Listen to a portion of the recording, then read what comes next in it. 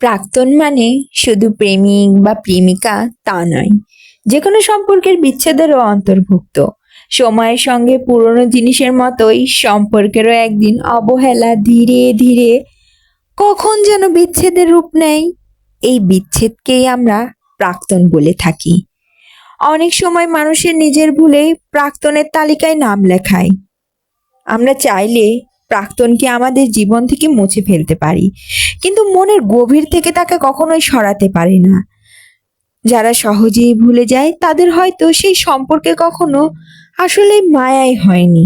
মায়ে জড়ালে সে সম্পর্কে মায়ের টান কখনো কমে না। মনে হোক বা না হোক, কখনো না কোথাও সে থেকেই যায়।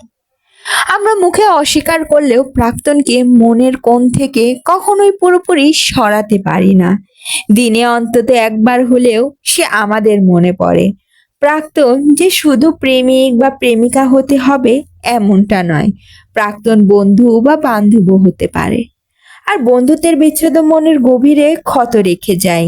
যারা প্রাক্তনের নামে বদনাম রটায় তারা কখনোই তাকে ভালোবাসেনি, কারণ ভালোবাসলে প্রিয় মানুষটাকে ছোট করা যায় না।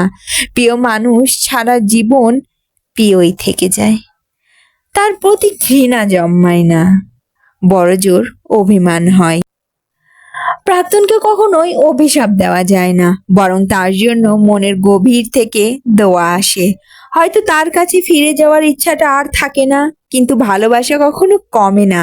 প্রাক্তন শব্দটাই আমাদের কাছে কেমন যেন লাগে।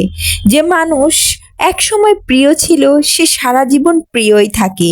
হয়তো যোগাযোগের মরিচা ধরে, হয়তো দূরত্ব বাড়ে, কিন্তু ভালোবাসা কখনোই কমে না এতটুকু।